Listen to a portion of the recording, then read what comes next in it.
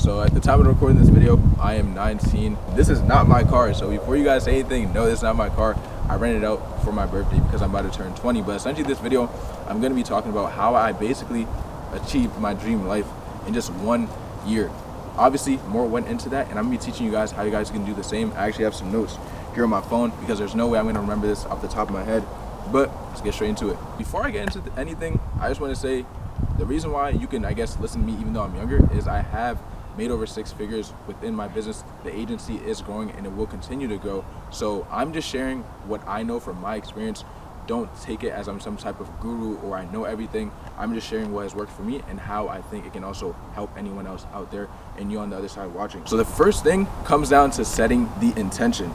And the intention can be whatever you want in life. For example, for me, what I wanted was freedom. And I realized this when I was in high school. In my classes, I used to hoop in high school too, so that was fun. But I realized the school aspect, even though I had like a 3.85 cumulative GPA, I never wanted to do school. Partially, this was because of my parents, and I just grew up in this online money era where I saw gamers making money. I was huge into Fortnite. I had a Fortnite channel. I just saw these YouTubers making money like FaZe Rug, who was someone I actually went on to work with as a freelance editor.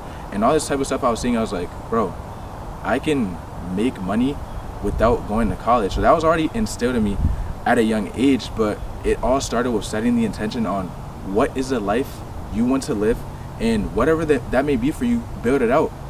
Virgil Abloh said he does everything for the 17-year-old version of himself. That's why I went and rented out this car for my 20th birthday, which is going to be in 2 days, because this is what I would have wanted. This is things I used to dream about or see on TV, see in YouTube videos. So think about the intention that you want to go and set a goal to go out there and achieve it. So to expand on that, I started off as a freelance video editor. I did that for 2 years, went on to work with people like FaZe Rug, Brawadis, NRG Esports, and more of that type of stuff.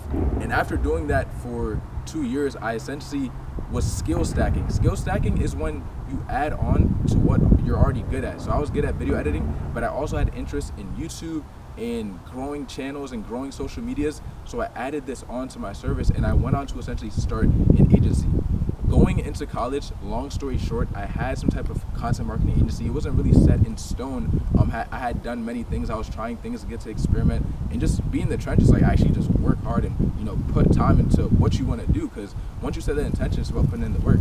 So I tried many things, but once I got to college, essentially I was running this small agency. I would say it wasn't really branded. I was also working part-time for a company that was making $500,000 per month. And we ended up working with them on YouTube. I was handling their entire process, and we helped them add $115,000 in 115 days.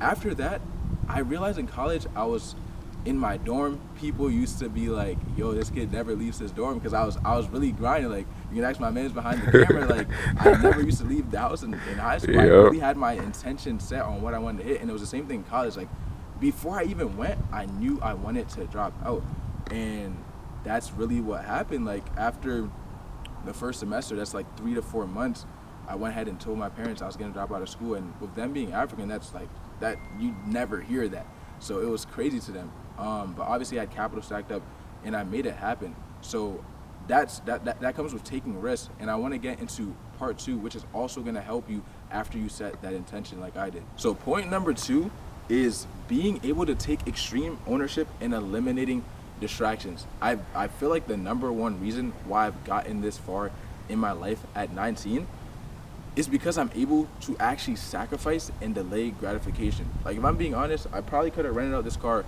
for my last birthday, but no, I just kept stacking cash.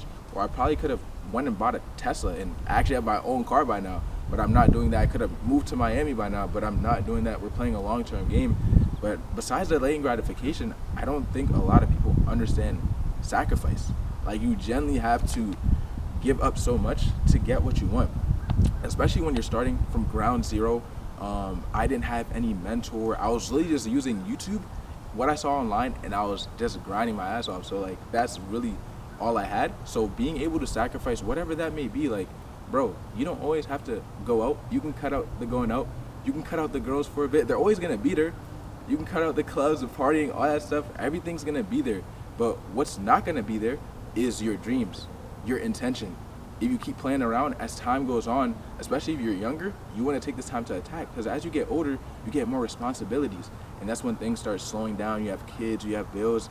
But if you set the intention young and start working towards it, which is what I did, I think that's the easiest way to actually succeed. And if you're older, it doesn't necessarily mean you can't still set an intention on your life and attack. And before I get into topic number 3, I just want to say I will be showing you or giving you my advice on how you can exactly do the same thing at the end of this video. I'm already giving you gems here and there, but I want to give you like a step-by-step plan that you can actually follow that I wish I knew when I started.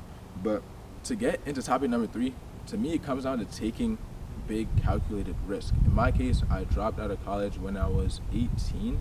So worst case scenario, all I would have been was a quote unquote failure if I tried my business for a year, it didn't work, and I had to go back to school. In this case, I already had a substantial amount of cash saved up, really a lot of money saved up for my age specifically, but my parents are African, so they're not going to let me drop out. But like, yeah, the worst case scenario, always think about the worst case scenario and try to make calculated risk. Another, I think, calculated risk that is a great thing is finding a mentor you actually want to be like. Me personally, I don't have a coaching program, I don't sell a course, but I do believe there are good programs out there and good people that can actually help you get to where you want to be. And when I would say 6 months ago, I ended up finding a person I wanted to be like outside of just business as a man, and just the way he runs his life, operates his businesses, and he's very well-rounded and dynamic. And I was like, okay, I can look up to this guy and actually take action based on what he's saying, and doing that exponentially grew my business, and it's a huge part of why we're scaling. So do not be afraid to learn from those ahead of you. If you can't afford a mentor starting off, I recommend finding like 3 to 5 people that you really want to be like, and looking at their YouTube videos, their social media posts, asking them questions, trying to engage, and just picking their brains in a way that's not like annoying or cringe, and just tapping into the content that they're giving out. Because if you can see you want to be like them and you're able to tap into their content, it's going to help you out a ton. But I think taking calculated risk and knowing when to roll the dice and just go all in on yourself, at the end of the day, what I told myself before I dropped out of college is you only get one life. Literally, you only get one life. So like, why would you not go for what you want? And then once I told myself that, that's when I just really pulled the trigger and left school. So step number 4 is what most people get wrong is that it is simple, not easy. Like, if we're actually thinking about it, it does take hard work, but it's also very simple. Like, the roadmap is pretty clear. Like, the internet has never, like, you can really find anything you want to know on the internet. There's free courses, free information, and you probably know what you need to do. You just actually need to go out there and put in the work. A lot of people aren't gonna be like me, where I'm staying up to 4 a.m. grinding, doing client work, texting my clients back fast as possible, always keeping in mind like my reputation's on the line, and actually wanting to put in the work. A lot of people are not going to want to do that. And if you want to actually become the 1% and actually stand out, you have to be able to put in the work, because it's simple. It's not easy. If it was easy, everyone else would do it. But there's a reason why I can go and rent this lamb for 2 days, or I can buy expensive clothes, or I can take care of my family, dropping money on medical bills or things of that nature. Like, it's possible because I bet on myself. So realize that it's simple, it's not easy, but if you put in the work, I promise you, like, hey, I'm not anybody crazy. Like, I'm still the same person. I'm the average man. You gotta put in the work. So step number 5 is this is gonna be really the step-by-step process that I would follow if I was starting over from zero back when I was 16, to be able to get to the 6-figure range and grow further than that. Because obviously we're eventually gonna hit 7 figures, me and my boy behind the camera, you know what I'm saying? So that's definitely the goal. But first things first, I think it's important, in my opinion, to leverage your passion. If you can find something that you're passionate about, or you think you would be passionate about or like, and you mix that in and find a way you can supply a demand, that's how you can make money. So leverage your passion and tap into that. That would be my first step for topic number 5. And after you find your passion, you just want to tap into a high value skill. So there's many out there. It could be sales, copywriting, social media growth. There's service-based business, like there's tons. Just find a passion, tap into a market, and supply the demand that people need. After that, there will be rainy days. Like, nobody has this easy. Alex Hormozi has hard days. Iman Ghazi has hard days. Daniel Dillon has hard days. I still have hard days. Like, it's nobody can escape life. So realize that there will be rainy days, but don't let that cloud your judgment on the intention that you have set. It's just what I like to say is stick to getting 1% better every single day, and everything's gonna pan out.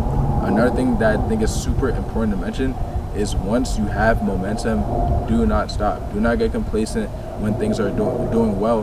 When things are actually going well, that's when you should double down and try to go even harder. That's what we've been doing at the agency, which is why we're hitting all-time high months, because we're doing good. And I'm just like, bro, how can we run it up even more?